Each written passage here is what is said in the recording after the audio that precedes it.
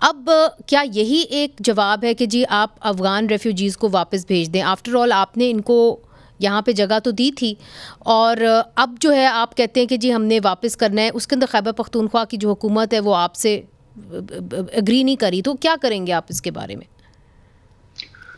अच्छा मुनीज़े, ये ही वो सबसे बड़ी जो फसाद की जड़ है ना, वो बात है जो शाह साहब ने बात की है। ये सिर्फ आईजी नहीं रहे हैं पुलिस के, ये एक बहादुर सिपाही हैं और इनकी बड़ी डायनामिक हिस्ट्री है।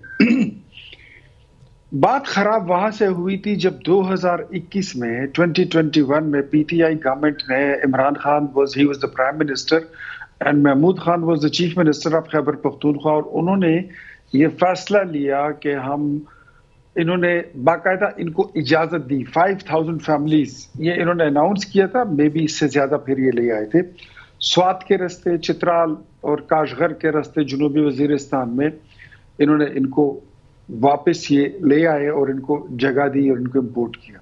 अब 5000 बताए गए थे, फिर कितने हैं? तो मुझे ये बताइए, तो आपका जो सवाल है कि क्या ये यहाँ पर इनके ठिकाने हैं, हमने तो बाकायदा उनको गवर्नमेंट की प्रोटेक्शन दी हुई थी खैबर पख्तूनख्वा की, और उन्होंने उनको फैसिलिटेशन दी है। हमारी तो गवर्नमेंट उनकी फैसिलिटेटर रही है। तो अब इन चीजों को जो पॉलिसी है कि इनको जो इमिग्रेंट्स है अफगान इलीगल, उनको वहां से वापस पुश बैक। मगर आप ये कह रहे हैं कि ये सारे दहशतगर्द है ना, बाय सेइंग कि कि अफगान इमिग्रेंट्स जो हैं वो दहशतगर्दी तभी ख़त्म होगी जब वो वापस चले जाएं।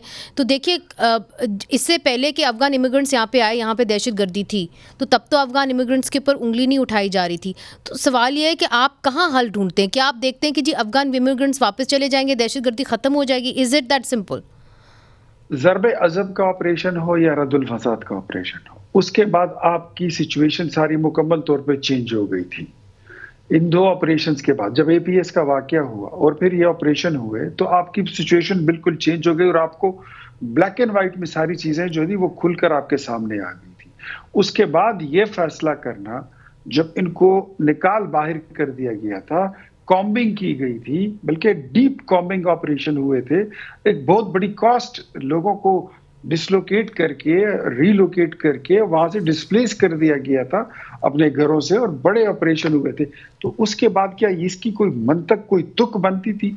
मेरे ख्याल में जब पीटीआई ये चाहती है कि इन्होंने बाकायदा 5000 लोगों को इंपोर्ट करके जब यहाँ पर रखा और 5000 फैमिलीज को, तो आई थिंक ये उनके साथ वो लेजॉन चाहते हैं कि ये चाहते हैं कि ये अगर किसी और पे कार्रवाइयां करते हैं तो जरूर करें, किसी और पॉलिटिकल लीडर को मारते हैं तो जरूर मारे, लेकिन ये पीटीआई को कुछ ना कहें। अच्छा, ये दिस इज वेरी हैवी इख्तियार वली साहब, और मेरे पास इस वक्त पीटीआई का कोई शख्स नहीं है, मगर मैं ये चाहूंगी कि सैयद अख्तर अली शाह साहब, जिस तरह आपने कहा कि बहादुर सिपाही भी हैं, सिर्फ साइबिक आईजी नहीं रह चुके, ये बताइए कि ये जो बात इख्तियार वली साहब कह रहे हैं कि जी 5000 लोगों को यहाँ पे लाके बसाया गया और इमरान खान की हुकूमत में बसाया गया, जब उनको बसाया गया तो उसके नतीजे में दहशतगर्दी हुई, अफगान रेफ्यूजीज़ के आने से दहशतगर्दी हुई। How true is that? आपने तो ग्राउंड रियलिटीज़ देखी हैं। जहाँ तक इन पॉलिसीज का है, मैं तो हमेशा इस बात का मेरा नज़र रहा है कि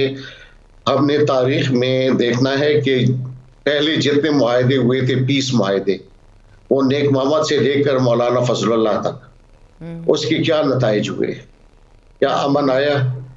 ये जरगे बेचते थे उस वक्त की, ये टर्म्स एंड कंडीशंस क्या है? असल बात ये होती है, जैसे आप बातचीत भी, कॉन्फ्लिक्ट रेजोल्यूशन में बातचीत कोई बुरी बात नहीं है, होती है, लेकिन सबसे पहली बात ये कि आप कौन से टर्म्स एंड कंडीशंस है, दूसरा फरीक कौन से टर्म्स एंड कंडीशन से आप पे इत्तेफाक कर रहे हैं, आया वो आपके कानून को मानेगा, वो हथियार रखेगा, वो आपके आइन को मानेगा?